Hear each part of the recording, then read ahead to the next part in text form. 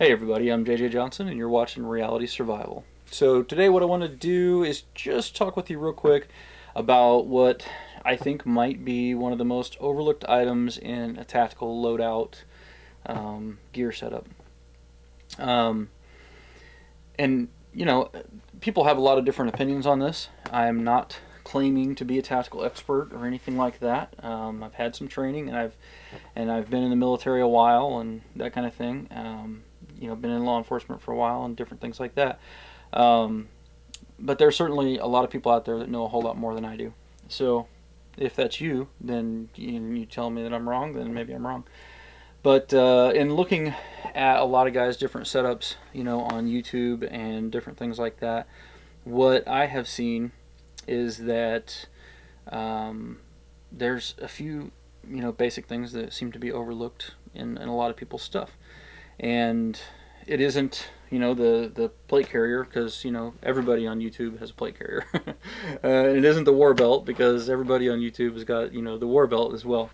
And it certainly isn't the big pig sticker, the combat pig sticker, or even, the war hammer. But what I think it is a good tactical, helmet. Now, it doesn't have to be a high-speed, new helmet like this one. I got this one, I don't know, maybe it's been almost a year ago, I guess. Obviously, I haven't used it much. It's not really scraped up or anything like that, but I'm old and, not tactically active anymore, I guess you could say. So it's just sitting here waiting to be used. But I got it from Highcom Security, and this is the, what is it? It's the ACH Level 3A. So Level 3A protection, standalone protection, so up to a 44 mag. Which is good for a lot of handgun threats. Pretty much all or most of the handgun threats, this is going to protect you from it. Now, I've also got the ARC rail system installed on this, on both sides, and basically that gives you a small Picatinny rail mount, or the other ARC mount system right here, to where you can put on things like this little Petzl light, which I've done a review of, in the past. Great little setup. This particular model is the high cut. It's got the high cut in here, and personally, I just got it because it saves weight. Because I don't like wearing a helmet and I don't like feeling it, and I'm not a big fan of it in general. But they are extremely important. And so I went ahead and got it. But it also gives you more versatility with wearing different kinds of headsets, communication headsets and different things like that when you've got the high cut. Now they make a standard cut, which comes down a lot lower, and then they also make kind of a mid cut as well. Now, as far as the actual benefit to wearing a helmet, back in World War I, we recognized that wearing a steel type helmet drastically reduced the number of injuries that troops had, and so that's when the United States started using an actual helmet that would give some protection. And throughout the years, as technology has advanced and helmets have gotten better and better, the number of head injuries that we've had have continued to drop and drop and drop. So it's when you're talking about a real combat situation, and if you're gonna have to put on a vest, in my opinion, and go out with an AR-15 and do something, then you ought to have at least the three things, and that's the vest, the belt, and the helmet. They're a system that goes together, and there are some other things that I'll talk about in some other videos too. But these things are kind of the minimum required gear, in my opinion. So, that's just my thought on that.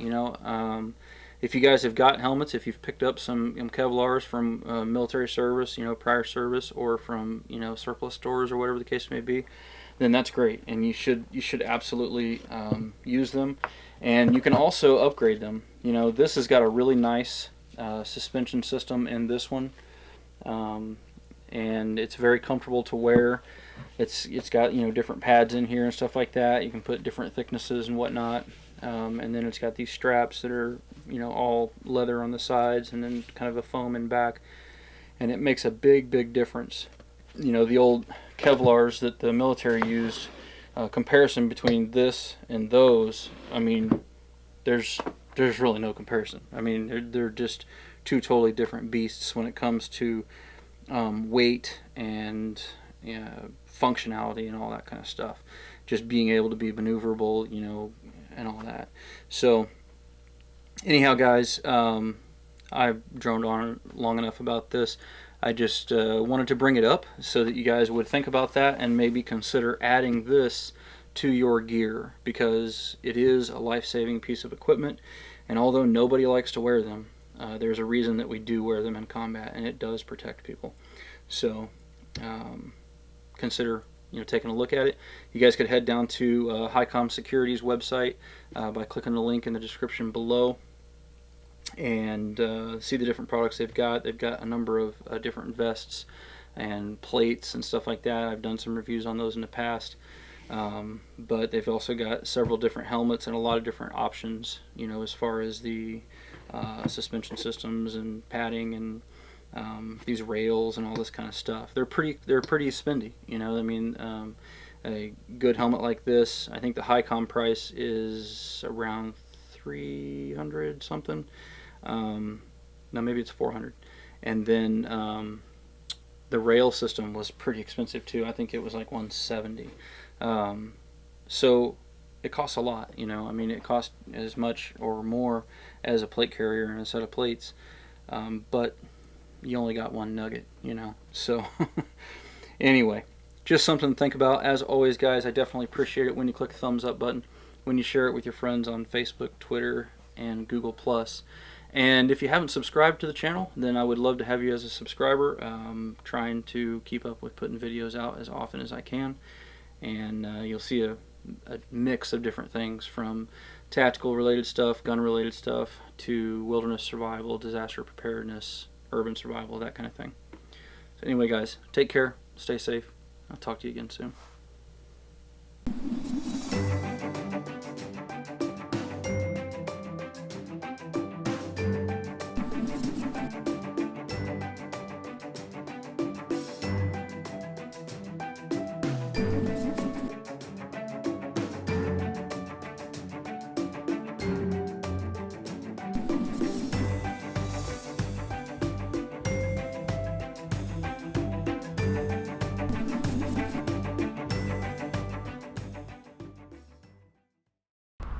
One of my biggest time wasters is driving to and from work every day.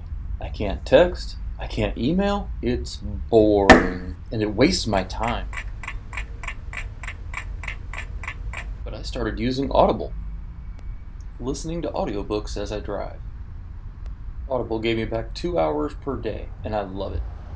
Click the link in the description below to get 30 days free, plus a free audiobook from audible.com when you sign up for the service.